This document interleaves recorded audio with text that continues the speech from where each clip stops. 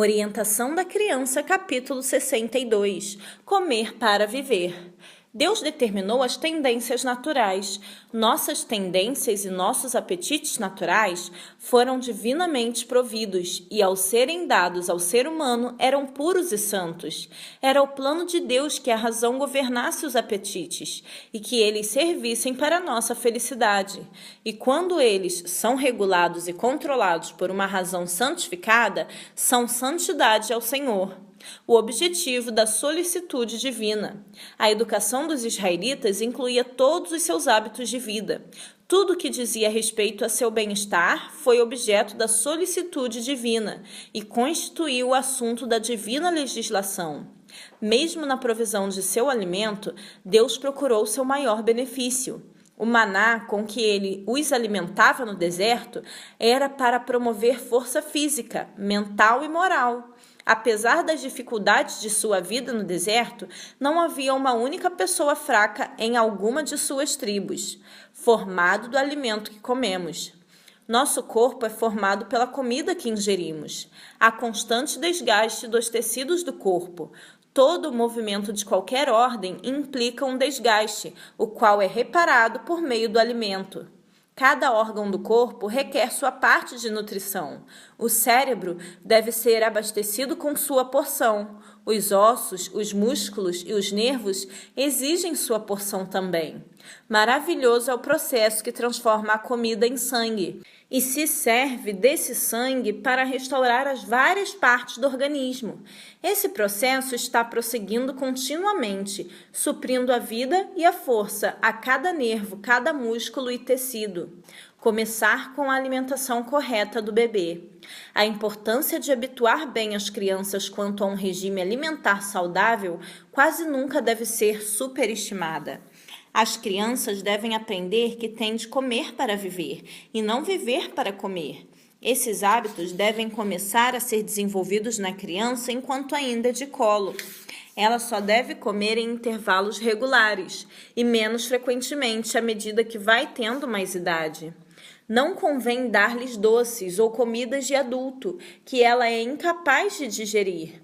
O cuidado e a regularidade na alimentação dos pequenos não somente promovem a saúde, tendendo assim a torná-los sossegados e mansos, mas lançarão um fundamento para os hábitos que lhes serão uma bênção nos anos posteriores.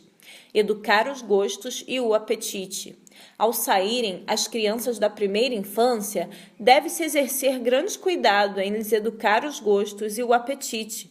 Muitas vezes é permitido que comam o que preferem e quando bem entendem, sem se levar em consideração a saúde. Os esforços e o dinheiro desperdiçados frequentemente em petiscos levam as crianças a pensar que o primeiro objetivo na vida, ou o que mais felicidade proporciona, é poder satisfazer o próprio apetite. O resultado é a gula, vindo depois a doença. Os pais devem educar o apetite dos filhos, não lhes permitindo também comerem coisas que prejudiquem a saúde. A influência do regime alimentar. As mães que satisfazem os desejos dos filhos, sacrificando sua saúde e sua disposição feliz, estão lançando sementes daninhas que vão germinar e dar fruto. A autossatisfação cresce com os pequenos, e tanto o vigor físico como o mental são assim sacrificados. As mães que agem dessa forma ceifam com amargura a semente que semearam. Veem os filhos crescerem, tanto mentalmente como no caráter, incapazes para desempenhar um papel nobre e útil na família e na sociedade. As aptidões espirituais, mentais e físicas sofrem sob a influência de uma alimentação não saudável. A consciência fica entorpecida e diminui a suscetibilidade às boas impressões. Escolher os melhores alimentos. A fim de saber quais são os melhores alimentos, devemos estudar o plano original de Deus para a alimentação do ser humano. Aquele que criou o ser humano e compreende suas necessidades, designou a Adão o que ele devia comer. Cereais, frutas, nozes e verduras constituem um regime alimentar escolhido por nosso Criador. Preparar de modo simples e apetitoso. Deus proveu ao ser humano abundantes meios para a satisfação do apetite não pervertido. Diante dele, o Senhor espalhou os produtos da terra, uma generosa variedade de alimentos saudáveis, ao gosto e nutritivos para o organismo. Deles, diz nosso benevolente Pai Celestial, que podemos comer livremente. Frutas, cereais e verduras preparados de maneira simples, sem condimento e gordura de qualquer tipo, juntamente com leite ou nata, compõem o mais saudável regime. Transmitem nutrição ao corpo e dão capacidade de resistência e vigor de intelecto, que não são produzidos por regime estimulante. O apetite não é um guia seguro. Deve-se escolher o alimento que melhor proveja os elementos necessários para a edificação do organismo. Nessa escolha, o apetite não é um guia seguro. Por causa de hábitos errados de alimentação, o apetite se tornou pervertido. Muitas vezes, exige alimento que prejudica a saúde e a enfraquece, em lugar de fortalecê-la. A doença e o sofrimento que dominam por toda a parte são, em grande medida, devido a erros populares com referência ao regime alimentar. Crianças com apetite indisciplinado. Enquanto viajava, ouvi pais dizerem que o apetite de seus filhos era delicado e, a menos que tivessem carne e bolo, eles não comiam. Ao ser tomada a refeição do meio-dia, observei a qualidade de alimento dada a esses filhos. Era pão branco de trigo, fatias de presunto cobertas com pimenta do reino, picles condimentados, bolo e conservas. Os rostos pálidos e doentios daquelas crianças claramente indicavam quanto o estômago era afetado. 2 dessas crianças observaram as crianças de outra família comerem queijo, juntamente com sua comida, e perderam o apetite para o que tinham diante de si, até que a mãe, transigente, pediu encarecidamente um pedaço daquele queijo para dar a eles, temendo que os queridos filhos deixassem de tomar a refeição. A mãe disse: meus filhos gostam tanto disso ou daquilo e eu lhes dou o que querem, pois o paladar pede os tipos de alimento que o organismo requer. Isso poderia ser correto se o paladar não tivesse nunca sido pervertido. Existe o apetite natural e o apetite depravado. Os pais que toda a vida ensinaram os filhos a comer alimento não saudável e estimulante, até que o apetite se perverteu, a ponto de eles desejarem comer barro, giz, café queimado, borra de chá, canela, cravo e condimentos, não poderão alegar que o apetite pede aquilo que o organismo requer. O apetite foi educado falsamente, até que ficou depravado. Os sensíveis tecidos do estômago foram estimulados e inflamados, até terem perdido sua delicada sensibilidade. O alimento, simples e saudável, parece-lhes insípido. O estômago afetado não realiza a obra que lhe é dada, a menos que a isso seja forçado pelos alimentos mais estimulantes. Se esses filhos tivessem sido educados desde a infância a só tomarem alimento saudável, preparado da maneira mais simples, conservando o mais possível suas propriedades naturais, e evitassem os alimentos cárneos, gordura e todo tipo de condimentos, seu paladar e apetite não sofreriam prejuízos. Em seu estado natural, poderia indicar em grande proporção o alimento mais bem adaptado às necessidades do organismo. E com relação à carne? Não estabelecemos regra alguma para ser seguida no regime alimentar, mas dizemos que nos países onde são comuns as frutas, cereais e nozes, os alimentos cárneos não constituem alimentação própria para o povo de Deus. Fui instruída que a alimentação de carne tende a embrutecer a natureza e a privar as pessoas daquele amor e daquela compaixão que devem sentir umas pelas outras, dando aos desejos corrompidos o domínio sobre as capacidades superiores do ser. Se a alimentação de carne foi saudável algum dia, é perigosa agora. Razões para dispensar alimentos cárneos. Os que se alimentam de carne não estão senão comendo cereais e verduras em segunda mão, pois o animal recebe dessas coisas a nutrição que dá o crescimento. A vida que estava no cereal e na verdura passa aos que a ingerem. Nós a recebemos comendo a carne do animal. Como é bem melhor obtê-la diretamente comendo aquilo que Deus proveu para o nosso uso. A carne nunca foi o melhor alimento. Seu uso agora é, no entanto, duplamente questionável, uma vez que as doenças nos animais estão crescendo com tanta rapidez. Os que comem alimentos cárneos mal sabem o que estão ingerindo. Se pudessem ver os animais ainda vivos e saber que tipo de carne estão comendo, rejeitariam, enojados. O povo come continuamente carne cheia de micróbios, de tuberculose e câncer. Assim são transmitidas essas e outras doenças. Os efeitos não são imediatamente reconhecidos. Os efeitos do regime cárneo podem não ser imediatamente percebidos, mas isso não é nenhuma prova de que não seja nocivo. Poucas pessoas percebem que a carne que ingerem é o que lhes tem envenenado o sangue e causado sofrimentos. Muitos morrem de doenças inteiramente devidas ao uso da carne, ao passo que a verdadeira causa não é suspeitada nem por eles nem pelos outros. Voltar ao regime alimentar sadio original. Não é tempo de que todos tenham o objetivo de dispensar a carne da alimentação? Como podem aqueles que estão buscando ficar puros, aperfeiçoados e santos a fim de poderem desfrutar a companhia dos anjos celestiais, continuar a usar como alimento qualquer coisa que exerça tão nocivo efeito no coração e no corpo? Como podem eles tirar a vida das criaturas de Deus para consumir a carne como uma iguaria? Que em vez disso eles voltem à saudável e deliciosa alimentação dada ao ser humano no princípio. A atitude dos que aguardam a vinda de Cristo. Entre os que estão aguardando a vinda do Senhor, o ato de comer carne será por fim abandonado. A carne deixará de fazer parte de sua alimentação. Devemos ter sempre isso em vista e nos esforçar para trabalhar firmemente nessa direção. Não posso pensar que nessa prática de comer carne estejamos em harmonia com a luz que Deus nos tem dado. Retorno ao desígnio de Deus. Constantemente tem sido mostrado a mim que Deus está trazendo de volta seu povo ao seu desígnio original, isto é, que ele não dependa da carne de animais mortos. Ele gostaria que ensinássemos ao povo um caminho melhor. Se a carne for abandonada, se o gosto não for estimulado nessa direção, se a apreciação por frutas e cereais for encorajada, logo será como Deus desejou que fosse no início.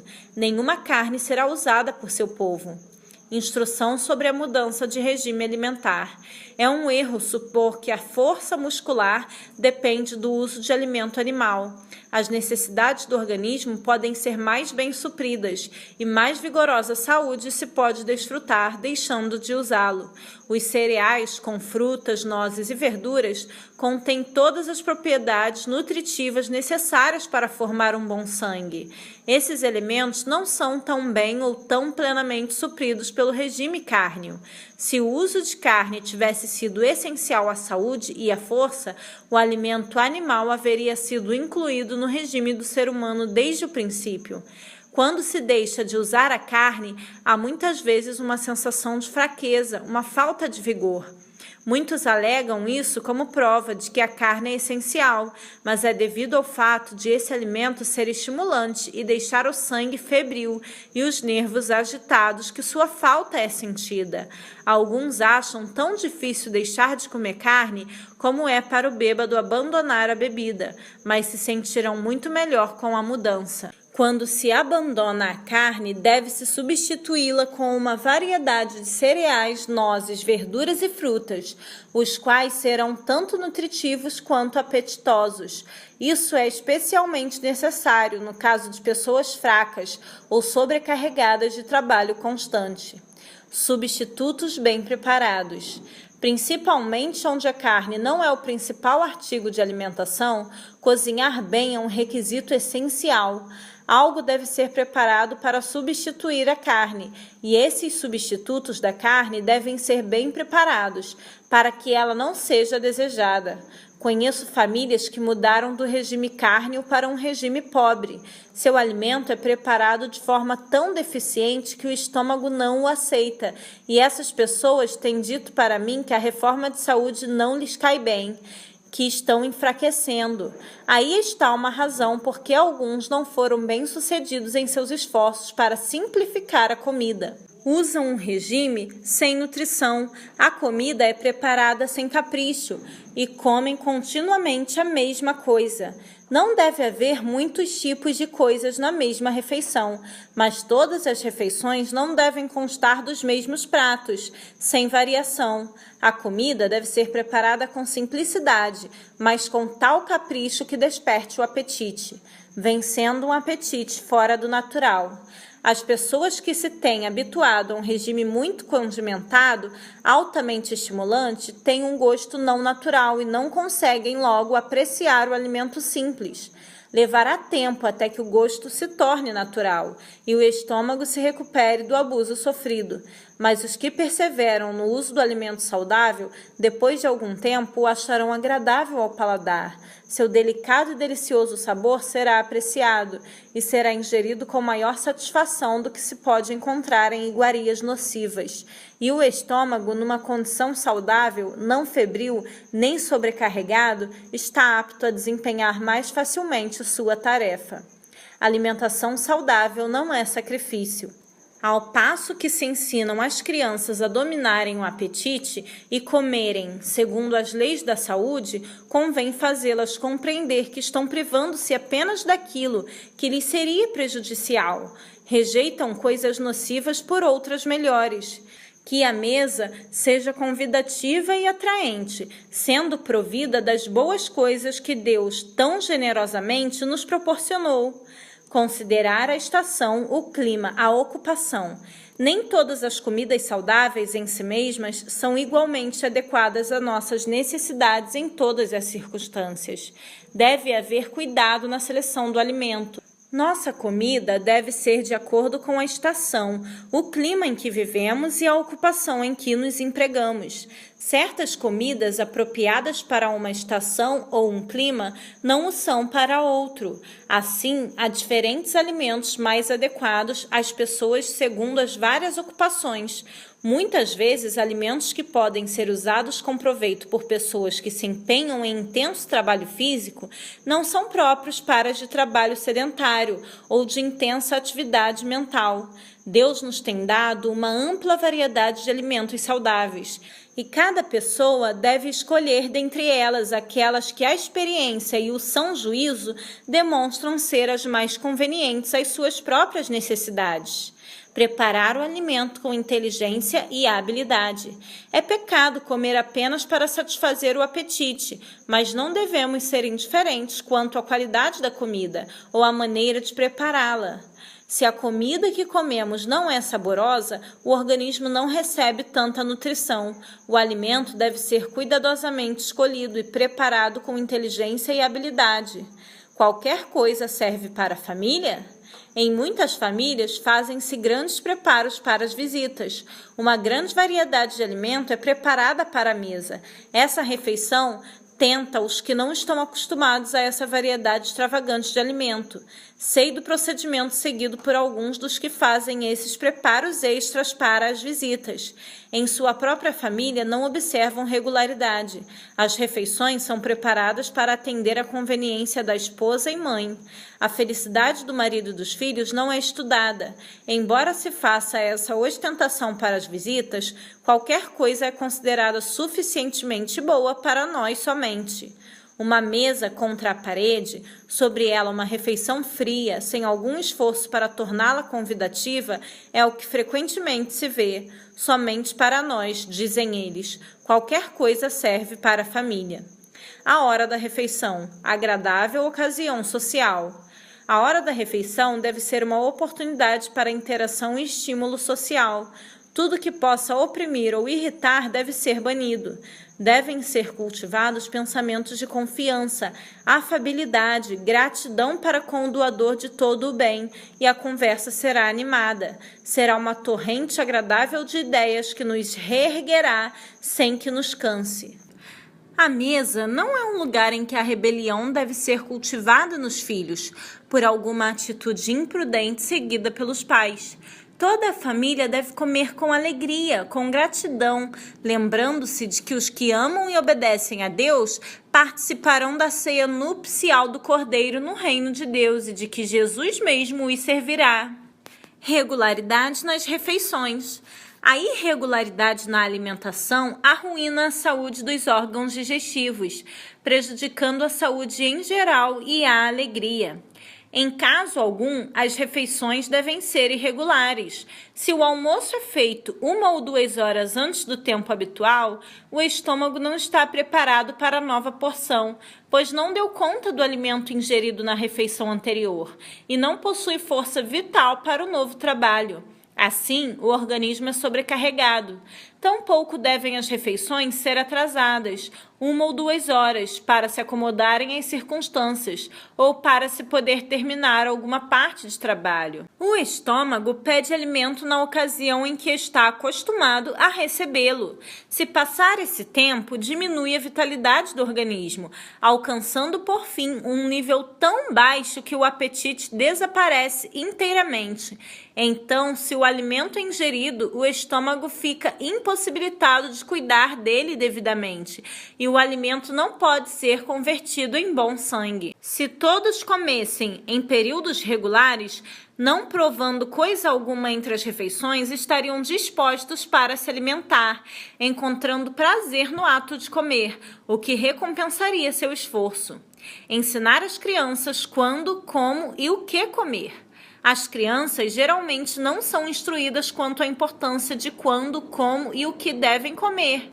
É permitido que satisfaçam livremente seus gostos, comam em todas as horas, sirvam-se de frutas quando elas lhes são atrativas.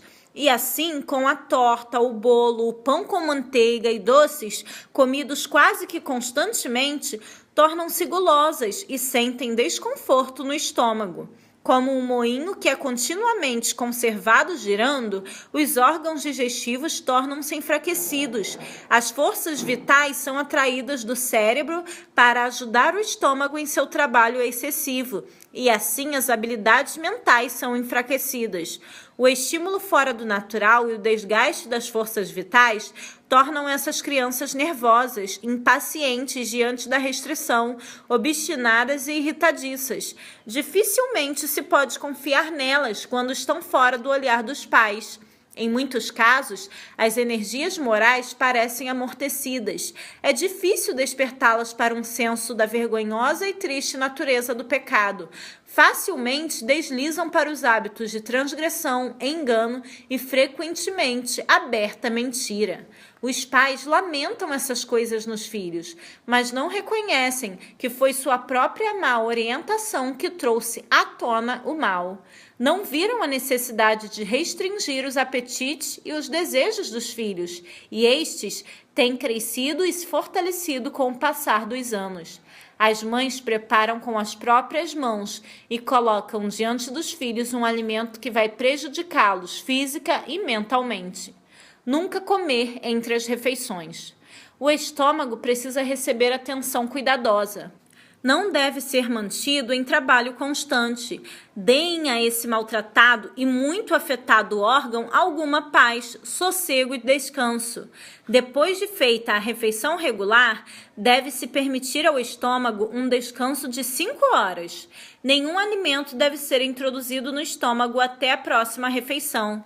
Nesse intervalo, o estômago fará seu trabalho, estando então em condições de receber mais alimento. As mães cometem um grande erro ao lhes permitirem aos filhos comer entre as refeições. O estômago é perturbado por essa prática, lançando-se o fundamento de sofrimentos futuros.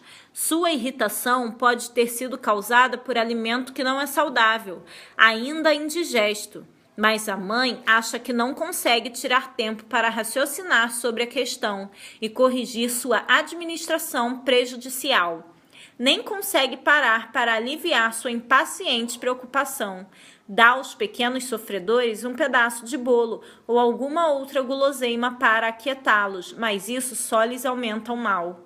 Frequentemente, as mães se queixam da saúde delicada dos filhos e consultam um médico, quando, se apenas exercessem um pouco de bom senso, veriam que a dificuldade é causada pelos erros no regime alimentar.